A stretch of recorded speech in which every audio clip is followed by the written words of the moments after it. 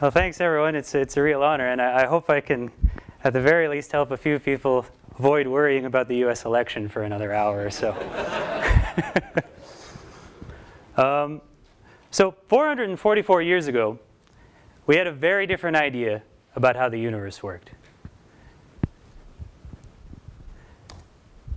Essentially, we thought, in the West at least, the prevailing thinking was that everything beyond the Earth's atmosphere was made of something other, something else, some element they called the aether that was totally different from anything on Earth and didn't have to follow the same laws of physics that we do.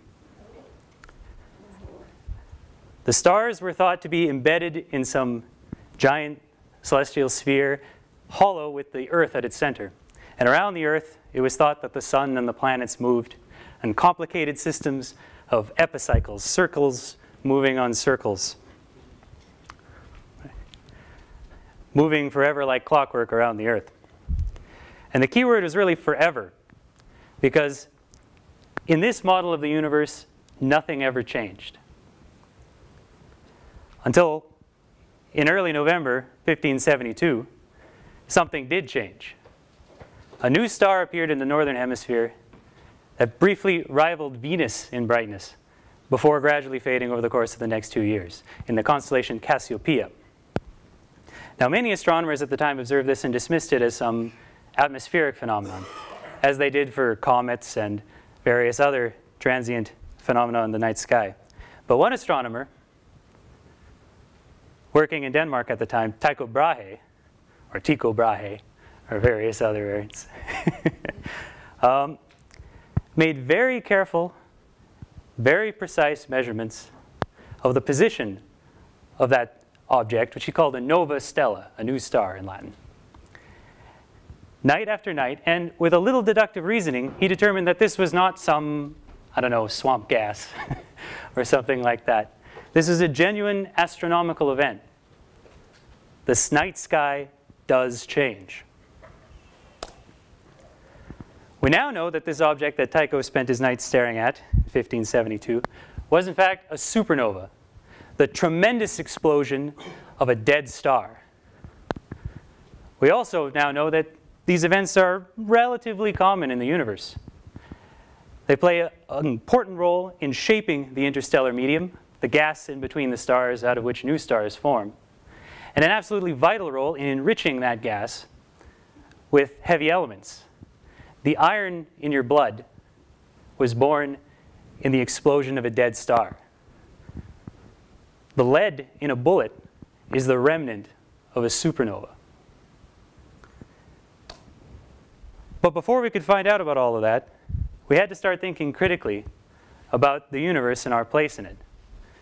The standard model of the universe for 1,500 years, at least in the West, was laid out by the ancient Greeks and Romans themselves, working on earlier work from Babylonian and Egyptian astronomers. It was Aristotle who gave us the dubious gift of the ether, this almost magical element out of which everything beyond the Earth was made and which was forever unchanging. But most of the serious mathematical underpinnings of this model, the complicated system of epicycles to justify the otherwise baffling movements of the planets in the night sky, is generally credited to Ptolemy, who was a Greek-Roman astronomer working in Egypt in the early 2nd century CE.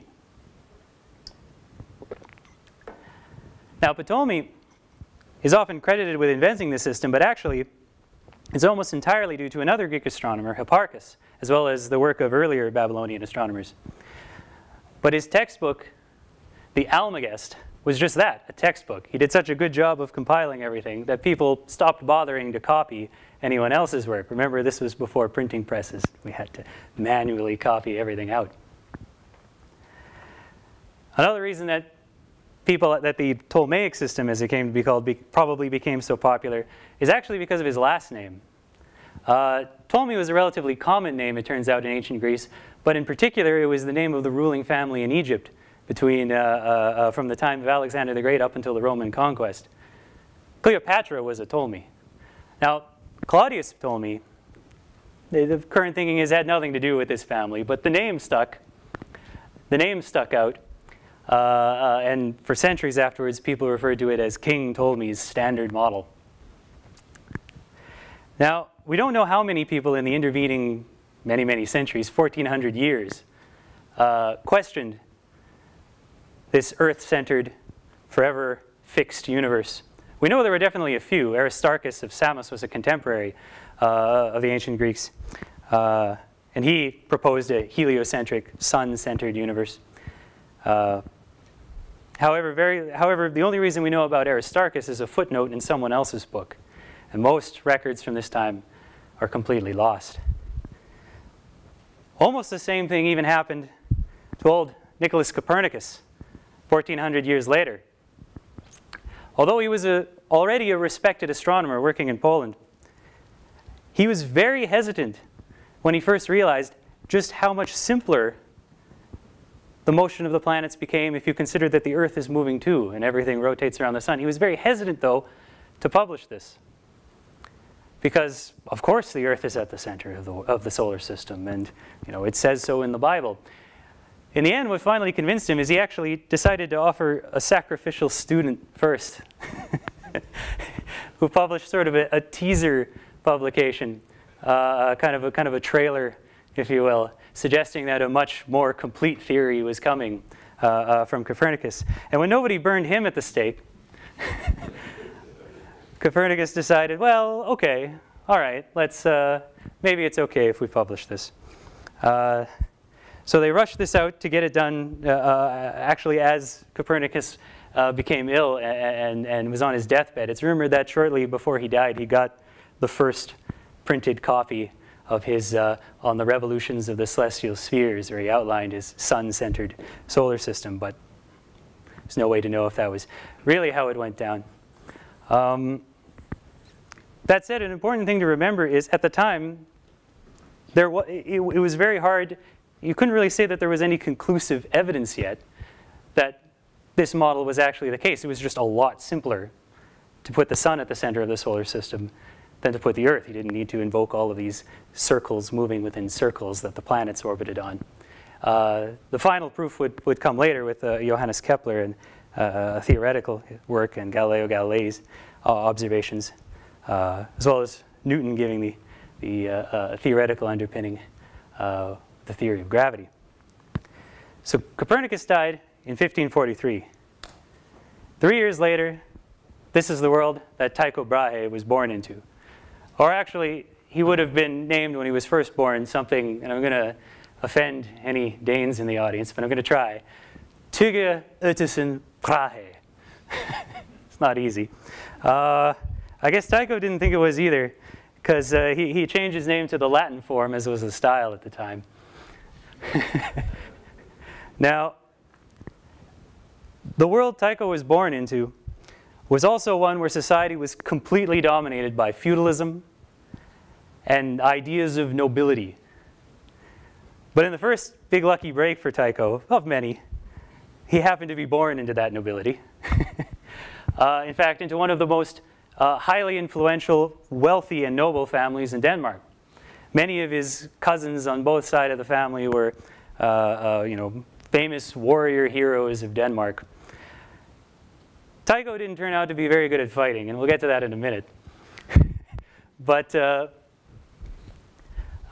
his family did still hold out hope that he would maybe learn law, learn theology, and take up the family business of being a good and proper noble. Tycho wasn't very interested in that. He was inspired. He writes that he always wanted to go into academia, and he became inspired to study astronomy during a total solar eclipse during his youth. Now, that's all inspiring enough, but that wasn't actually precisely what inspired him, just seeing the total eclipse itself. What inspired Tycho, according to his writing, was that the prediction for this was close, for when this would happen was close, but it was a day off. And that simply he could not abide. The man was a bit of a perfectionist. And he decided he would commit himself to improving astronomy, to bringing it forward by carrying out the most precise measurements of his day. Now, before he could do this, he had to get a proper education in astronomy. And in the day, that meant doing a tour of all the great universities of Central Europe at the time. It was here that he ran into what you might call his first great misadventure. He was wintering over, actually during the Christmas break, at a university in central Germany when he got into an argument with a fellow student of his, a man named Parsberg. Now, history has lost exactly what they were fighting about. Rumor has it that it was over who was the better mathematician or something to do with math. But history did record how they settled it, and of course, how else would you settle a math dispute? You have a duel. Now, history has also forgotten exactly why they chose to have this duel in the dark.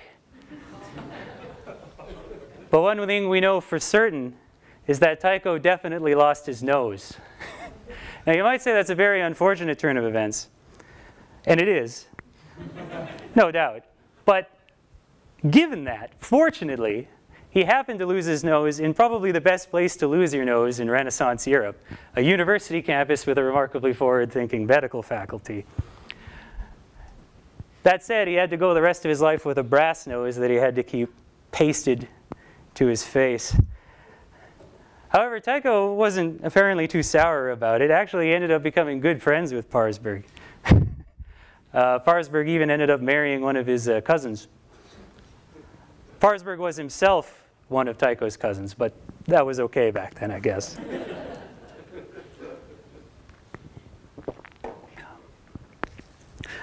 So Tycho's sort of first round of adventures came to an end when he heard that his father had fallen gravely ill in 1570, and he rushed back to Denmark.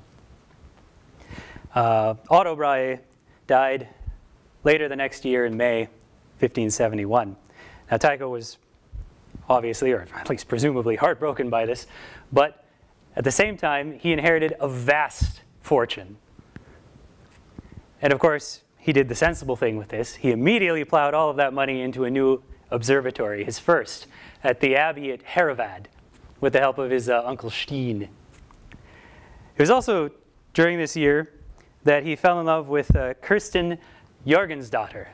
I definitely didn't pronounce that right. But trouble is that she was a commoner, but the king of Denmark at the time, King Frederick, was sympathetic. He himself had fallen in love with a commoner during his youth. He was forbidden. He was in line to be the king. He could not marry a commoner. But he sympathized with Tycho, and he gave Tycho a special permission to have a sort of not quite marriage, but common law marriage, good enough for Tycho and Kirsten. Tycho never forgot that, and the two did remain good friends until King Frederick's death. Now, all of this set the stage perfectly for Tycho to be in exactly the right place, at exactly the right time, with exactly the right tools to observe the supernova, he would have just called it a nova, in 1572. And immediately, he set about, well, not quite immediately. I'd like to say immediately he set about observing the supernova every night, but for reasons, again, lost to history, he didn't get around to it until a few days after the supernova went off. Maybe it was cloudy or something. But starting November 11th, 1572, Tycho started observing this new guest star in the sky every night over the course of the night for the next year. Now, you might step back and think, well, okay, now we're giving this Tycho guy an awful lot of credit. He sounds like an interesting guy, but why are we naming this supernova after him? I mean, everybody in the Northern Hemisphere would have been able to see this thing. And we'd actually seen many, many guest stars in the past. Relatively rare, I shouldn't say many, many, but astronomers, ancient astronomers in Asia and the Middle East and Mesoamerica had been recording guest stars in the sky for the last couple thousand years prior to this. And actually, recently heard a talk from Dr. Dwayne Hamaker at Monash University suggesting there's very strong evidence that Aboriginal Australians also actually made a record of guest stars and other odd astronomical events in the sky, which they preserved in their oral traditions. It's pretty cool. So why do we name this one after Tycho? Well, again, Tycho had the equipment to make, for his day, very precise measurements. Amateur astronomers in the audience might laugh. They're of order an arc minute for the error. But it was good enough. And what he did is he observed it every night over the night, trying to find some kind of parallax. Now, the concept of parallax is fairly simple. If I look at the camera, there are background people behind it, a certain set when I look this way. But if I'm over here, either because I'm walking or for Tycho, the Earth is turning, and I look over this way, I see a different set of background audience members. This is the idea of parallax. Another way, from my point of view, it looks like the camera is moving across a background of audience members. Another way to think about this is reading off the how much gas you have left in your car. If you're sitting in the driver's seat and you're looking straight on, you see the meter right over one of the notches. You get a good reading of how much gas you have left in the car. If you're sitting in the passenger seat, you're looking at it at an angle, and you don't see it over the correct notch. Well, Tycho looked for some kind of parallax, some apparent motion in this supernova, in this guest star, to try and suss out just how far away this must be. And he found nothing. It must be incredibly far away. So far away that it had to be past the moon, past the planets. It had to be out among the supposedly fixed stars. Ergo, the night sky changes. And that's why it's named Tycho's supernova. Now, what happens when an astronomer makes a big discovery? This immediately splashed all over the news of the day, as fast as news could travel back then. Well, you start looking around for more money.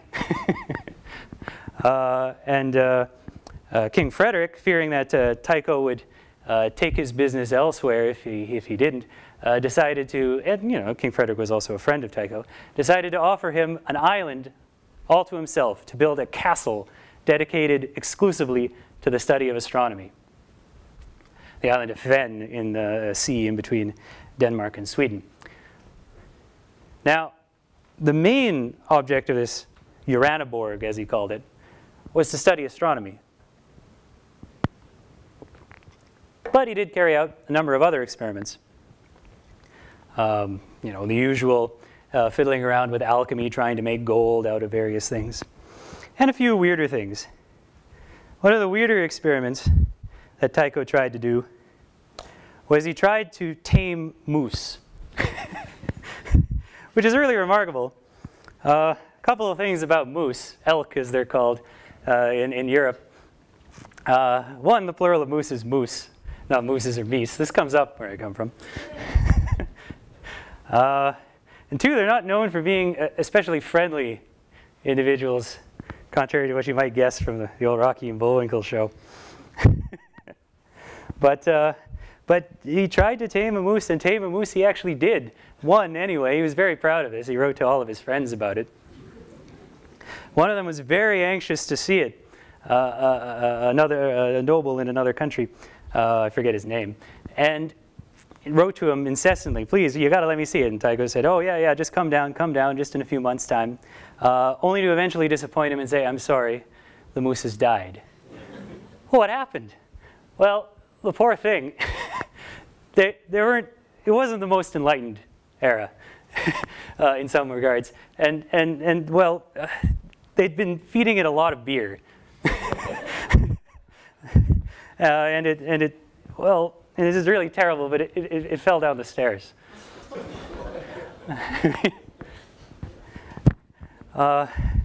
What can I say? People do still try it. Actually, I didn't think this was the case. I mean, nobody really needs a better horse to ride around anymore. Why would you do it? But people do actually still try to domesticate the moose. There's a couple of labs in Russia and in Finland. You can get moose milk apparently. No.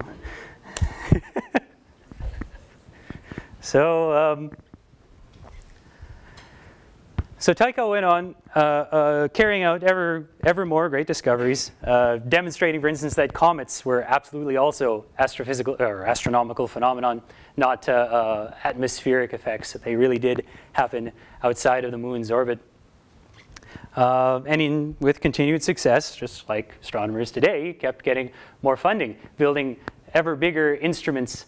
This is a mural quadrant, which is sort of a fancy way of saying a giant piece of a protractor, which he used to measure the positions of the stars. But amazingly, he had to do all of this by eye. Telescopes wouldn't become the standard tool of astronomy until Galileo, a few decades later.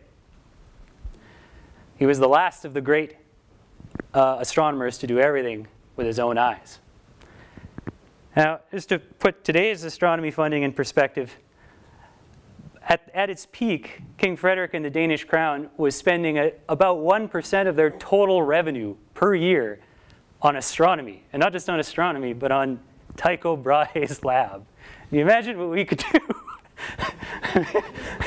Sorry, I get a little dizzy. Of course, there were a little more, well, less encouraging reasons for that. Tycho Brahe was very much a man of his time, and as such he still sort of had one foot in the medieval era. He firmly believed in astrology, and the main reason King Frederick was giving him so much money was to make more and more new astrological predictions. Astrology, of course, is now a completely debunked practice, but back in the day people really believed it. Of course, Tycho believed a lot of things. One of his friends who lived with him at Uraniborg, named Yep, was born with dwarfism, and Tycho firmly believed, apparently, that this gave him the power to perceive the future. I think, yes, I think Tyrion might have a few words to say about that.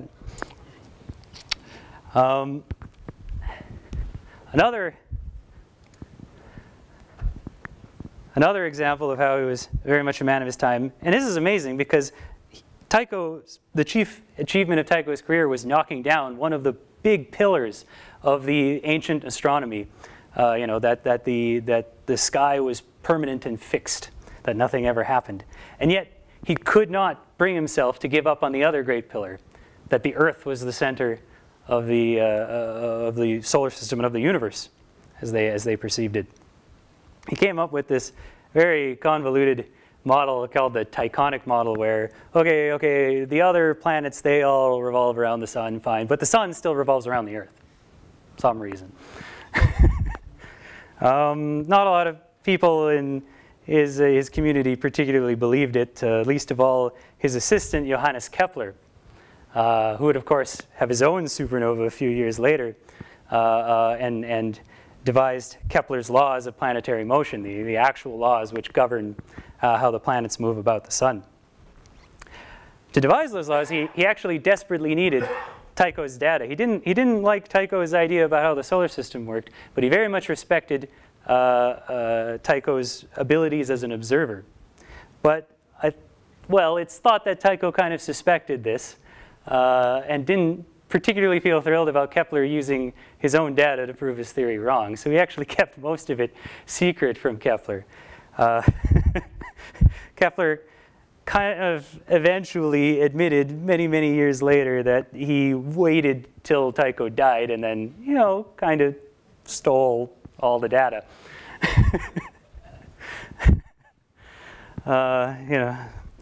Politics. Now, so in the end, many years later, King Frederick died, and replacing him was his heir, King Christian IV of Denmark. Now, Christian IV wasn't particularly keen on science. He's much more interested in war. And he wasn't super thrilled about the, admittedly, maybe a little bit ridiculous amount of money that Tycho was taking from the Danish crown for whatever it was he was doing in his castle in the sea. A lot of big parties, actually. So Tycho ended up having to flee, taking up a position in Prague, where he ended up dying just a year later. Now, lots of rumors immediately came out, because this looked very suspicious. He just fled a country. He's got his assistant kind of breathing down his neck looking for data. How did he die? Well, lots of people initially thought that he'd been poisoned. And they actually exhumed his body. They dug him up twice in the 1900s and again in the early 2000s to try and take measurements, let's put it that way, and determine if there was any elevated concentrations of mercury or other poisons. And they found, well, about as much as you would expect given the odd tonics and potions that they gave people back in the day, but nothing lethal. He actually wasn't poisoned. So what killed him? Well, Tycho actually suspected what killed him, because it took about a week to do so. And it's now thought that this really was the case, because they did apparently, I'm not an expert on this, but they did find elevated levels of urea in his remains. Let me explain. So in medieval Europe, it was considered grossly impolite, especially for the nobility, for a host to get up before the most dignified person gets up from the table. Now, Tycho had a lot of dignified guests, and particularly when he just got this new job in Prague, and he has all of these famous nobles and the Holy Roman Emperor coming over that he needs to impress. And apparently none of them wanted to get up from the table, which was bad because he desperately needed to micturate, to pee. To which apparently since he simply could not do this, he was forbidden by the unspoken laws of the time. He just sort of kept drinking until he very badly damaged his bladder. And he actually died of this. There wasn't a lot of medical care at the time. I did not know that this could actually happen. It's terrifying. But this is actually, apparently now, the roughly consensus opinion. We'll never know for sure, but it's thought that this is the most likely way that he died. His parting words on the matter were that he lived the life of a sage and died a fool, which is a little bit bleak. But today, fortunately, we don't remember him by and large for that. We remember him for his amazingly precise measurements and for his supernova. Supernova, which we now see all across the, well, not all across the universe, but out to tremendous distances, tens of millions of light years. This is a supernova that went off in a galaxy 50 million light years away, whose light first reached us in 1994. This is the galaxy, and well offset from the galaxy, here's the supernova going off. Overexposed pixels there. Now, as a scientist in the modern era, the first thing you want to do when you're trying to understand something, you don't know what's going on, you start trying to classify things. You start breaking them up into pieces. Well, okay, let's group these together because they have some similar characteristics, and these together because they have some similar characteristics, and see if we can figure out what's going on, see if we can find any patterns. So, for supernovae, the first efforts in this work were done by Rudolf Minkowski and Fritz Zwicky. Zwicky, by the way, a pretty amazing character in his own right. In addition to classifying supernovae, he was the first to notice that there seemed to be some need for some additional component to matter in the universe that we couldn't actually observe directly. He called this Dunkelmaterie. Apologies, Alex, which in German means dark matter. He was the first to propose that we needed something called dark matter. He was also a bit of a famous curmudgeon. His favorite insult to call people was spherical jerks. Because, you know, any way you look at them, they look like a jerk. He didn't actually say jerks, but I don't think I can say the word that he actually said. Not on camera. Right, so they broke up supernovae into two broad types based on their spectrum.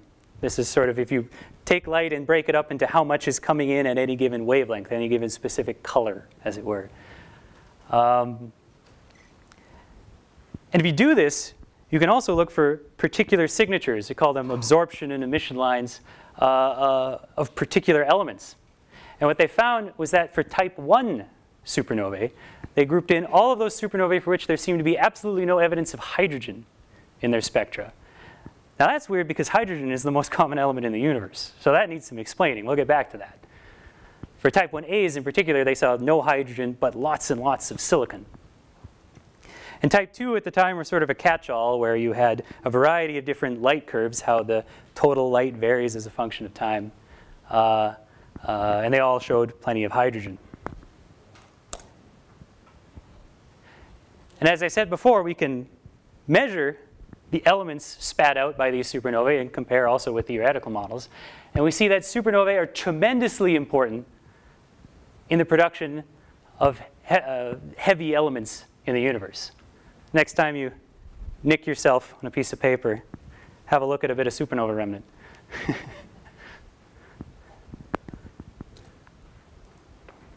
Now, I don't want to overstate it too much, but type 2 supernovae, the way that they come about is relatively well understood. We have here the classic sort of onion shell diagram for a highly evolved star. What happens is for stars more massive than about 8 times that of the sun, hydrogen in the core burns to helium, then helium burns to carbon and oxygen down onto silicon and eventually an iron core. For lower mass stars like our sun, this stops around carbon or oxygen, or for slightly more massive stars, oxygen, neon, and magnesium. And then they just blow off the last outer layers of the envelope in making these beautiful planetary nebulae that we see. But for the massive stars, more massive than 8 solar masses, they run up till they have iron cores, and then they're stuck. Because fusing hydrogen, fusing helium, etc., these release energy. But fusing iron does not release any net energy. So you no longer have anything to help you, any radiation pressure to help you hold up the star. What happens is it starts to collapse until eventually the core reaches the same density as that of an atomic nucleus. Incredible density, but it's the size of a large city. It's the size of Melbourne. Then what happens is the infalling material bounces off of this. You get a reverse shock. A huge torrential flood of neutrinos come pouring out and help to push out the remaining material, and you get a supernova. The remnant being either it looks something like this. This is a numerical simulation by Bernhard Müller, who was working at Monash and is actually coming back, which is great to hear. So the final fate of this inner core depends on the initial mass of the star, the mass of the core, and the structure of the core in the outer envelope, as well as what we call the metallicity of the gas.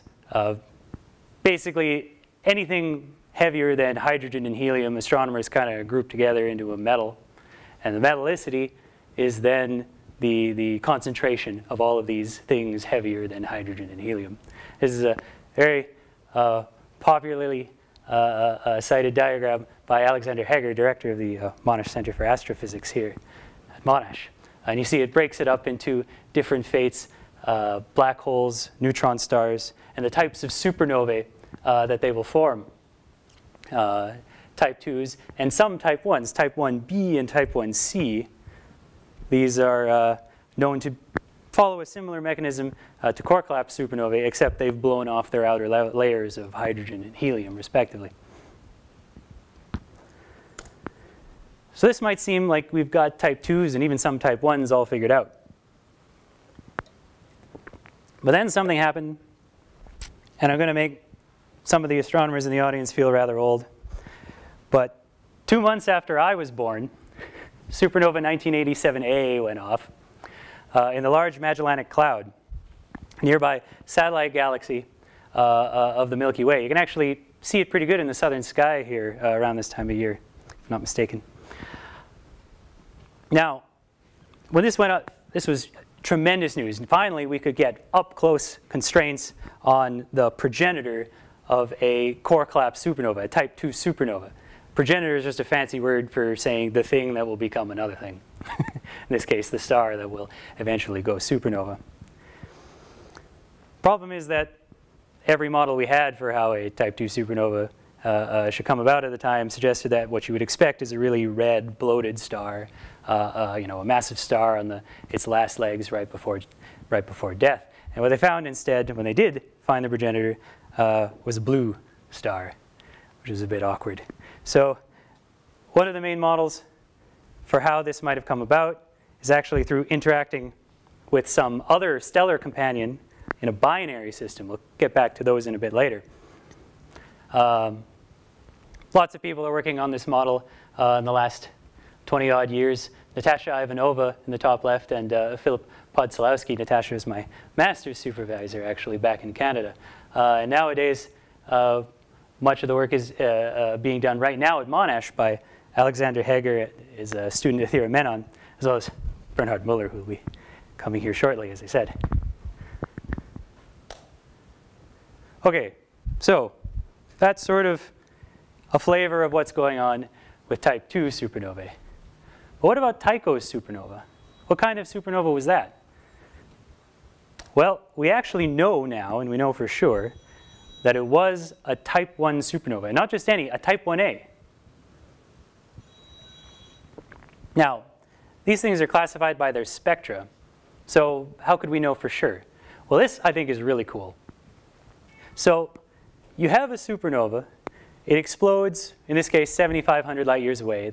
The light coming directly at us reaches us 444 years ago. But we want to measure that light now. What can we do? Well, that light was also going out in every other direction. And the interstellar medium, the space between the stars, isn't empty. It's filled with all kinds of clumps of gas and dust.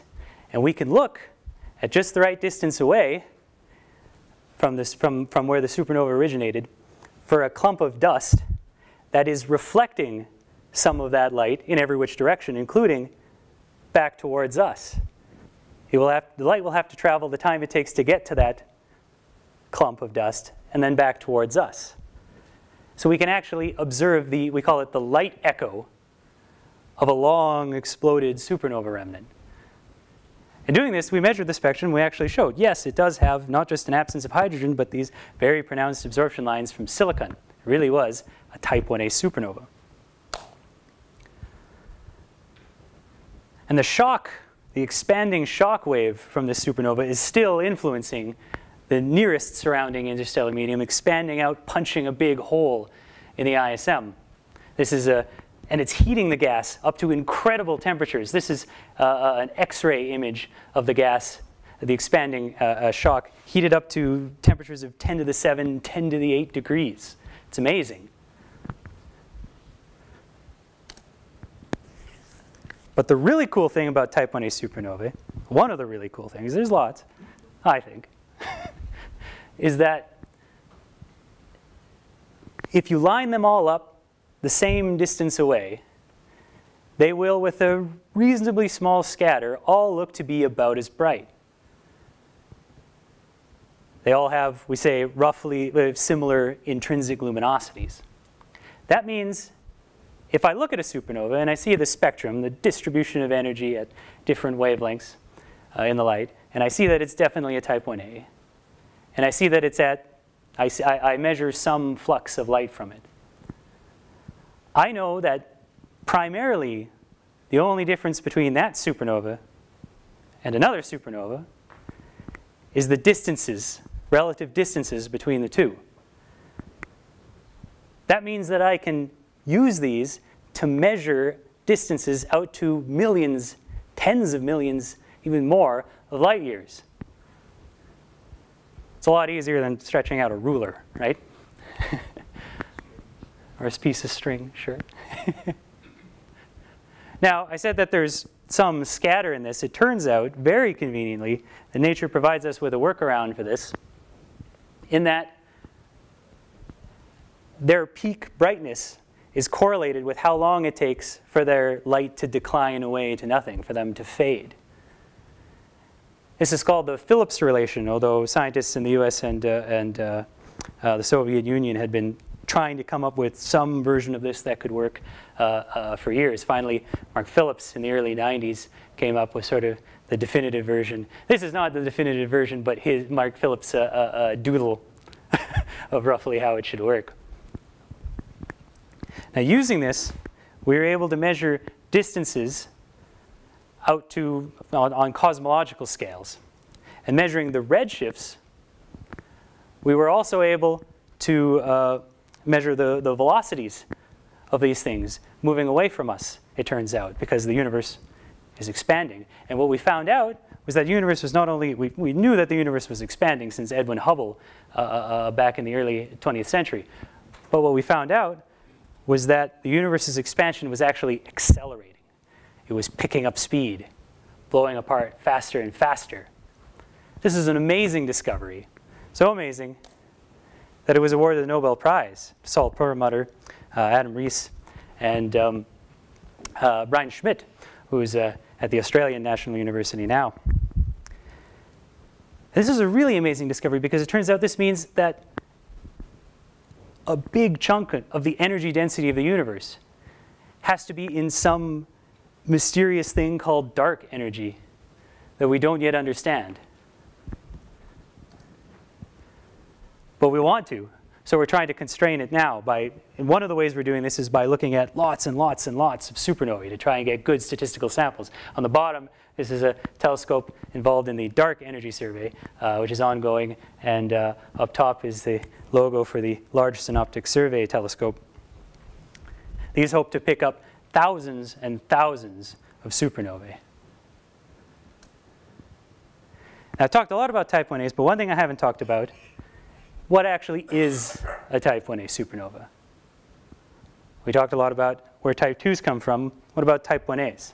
Well, if you look at the energetics, the total energy in the explosion, if you look at the elements that are produced and the possible nucleosynthesis, you'll find that all signs point to a carbon-oxygen white dwarf,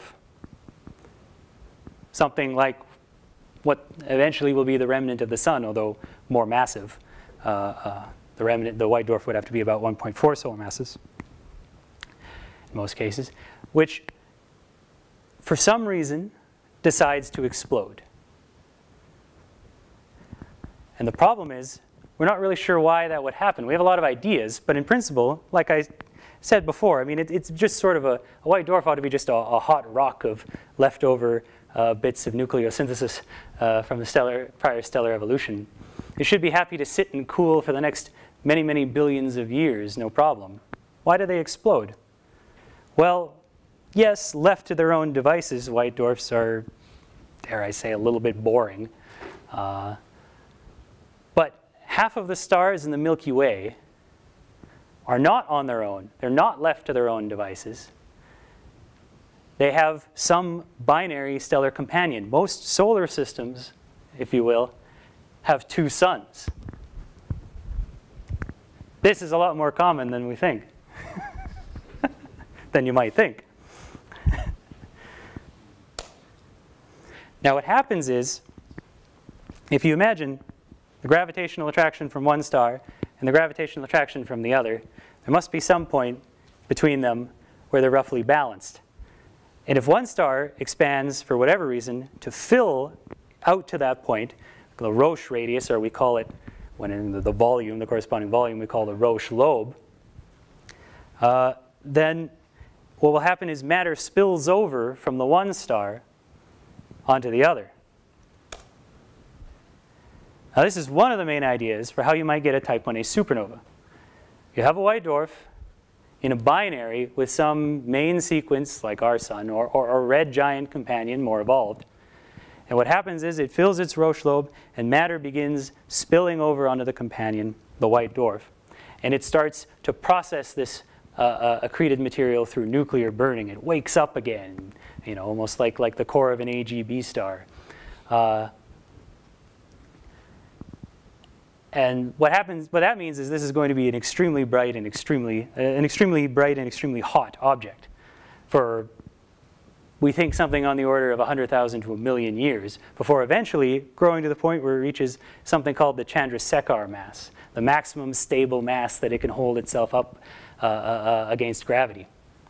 And then what happens is it triggers what we think would look like a Type 1a supernova explosion.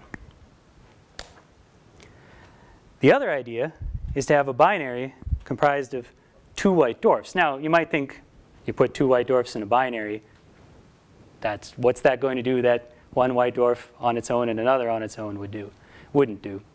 But they still do something interesting, which is they perturb space-time, inducing gravitational waves.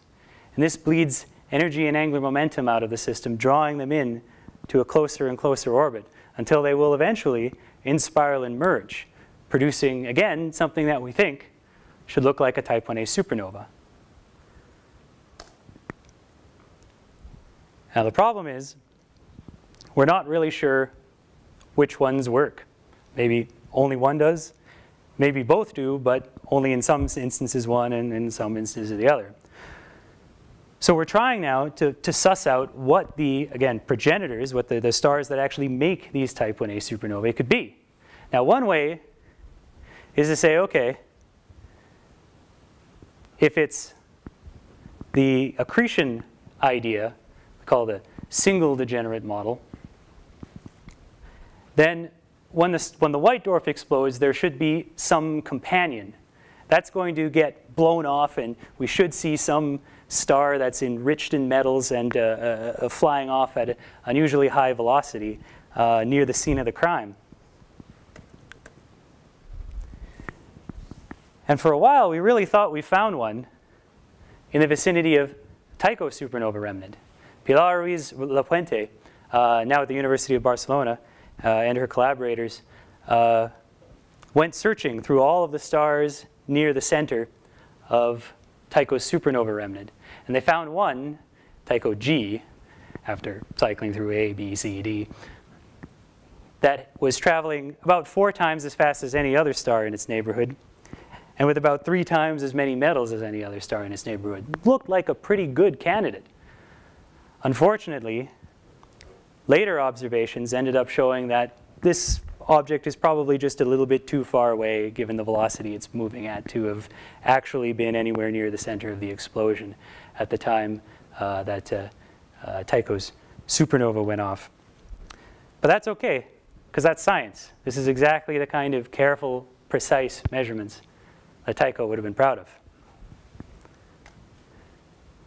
So at Monash, what we're trying to do now is we're trying to look not at the stars in the vicinity, but at the interstellar medium, the gas in the environment around that explosion, and look for leftover telltale signatures of influence by whatever the progenitor might have been, say if it was a very hot and luminous object spitting out high energy radiation. I coined this supernova archaeology. Now for Tycho, it's very interesting because the expanding supernova shock is producing collisionally excited hydrogen emission lines. This is basically a fancy way of saying a very particular shade of red that is characteristic of neutral gas. The gas around, by neutral I mean, you have your hydrogen atom, a proton, an electron. If it's neutral, the electron is bound to the proton. If it's ionized, the electron is free. It's a plasma. The gas seems to be neutral. This is not what we would expect if the progenitor, the star which made Tycho's supernova, was a hot and luminous object, like in the accretion model. And this seems to suggest we might be able to rule this out for Tycho's supernova. Unfortunately, we need to do a little bit more precise measurements and a little more modeling before we can say for sure. Something which I think Tycho would be satisfied with. Thank you.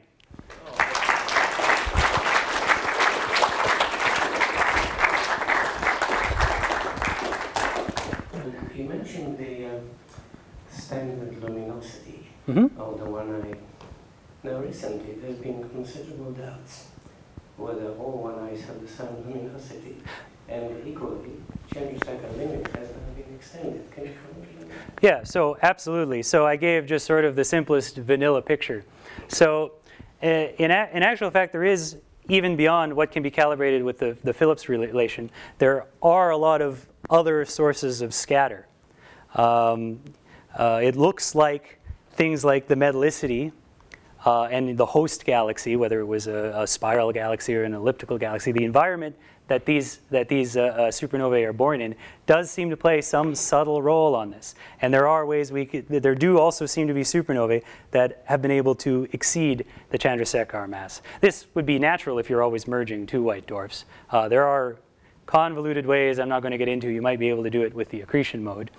But all this serves to say, I think it's absolutely vital that we understand what actually makes a type 1a supernova, which of these progenitor channels is viable, because we can do a lot with calibrations. In fact, we can get a Nobel Prize with calibrations. We can get good enough measurements that we can be sure, absolutely, that the universe's expansion is accelerating. But if we want to really suss out the nature of dark energy, if we want to beat down those systematics, I mean, it can't hurt to actually know what makes the things you're looking at. In the picture you showed of the supernova, you've got that outline of the shock wave. Yeah. Exactly what is in the shock wave? Is it a hail of bullets or energy? So it's basically very highly accelerated, well, protons and matter just moving at very high velocities, a few thousand kilometers per second, slamming into gas that is not. It's moving at the normal speed of sound in the interstellar medium, 10 kilometers per second. So it's a very, very, very supersonic shock wave.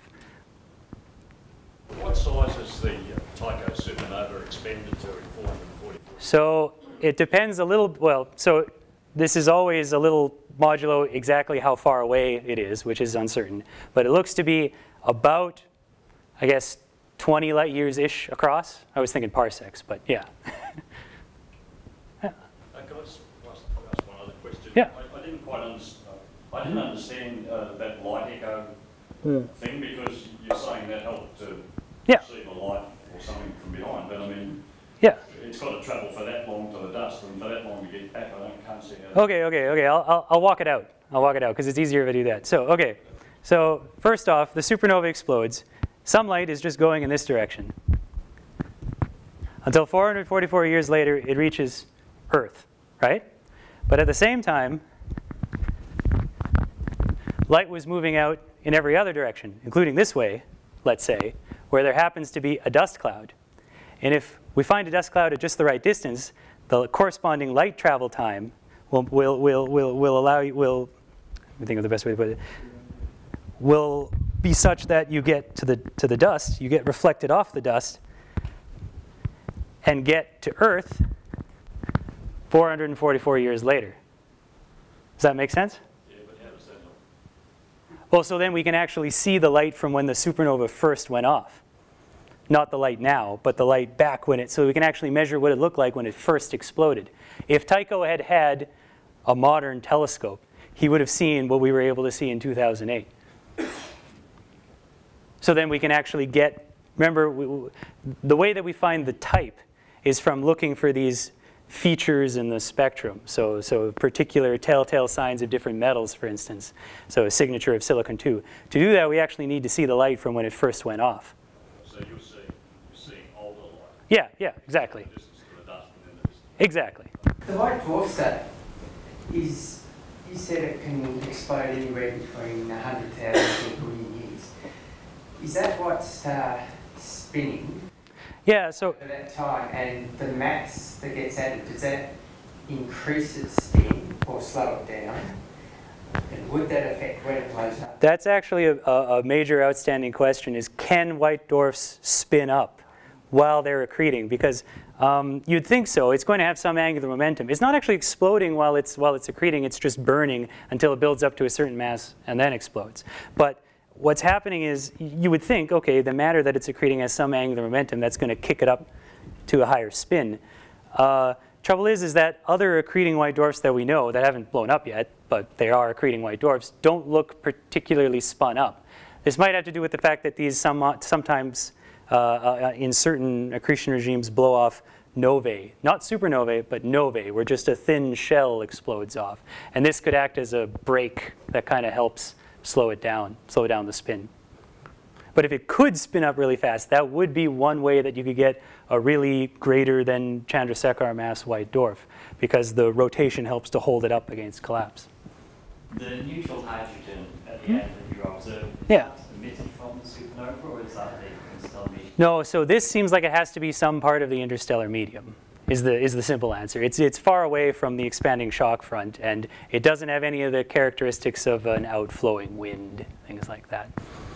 So you're observing shock or light reflection? So we're looking at, so it's a little bit complicated. So the shock is producing lots of high energy photons, and some of these high energy photons filter out ahead of the shock into that neutral gas.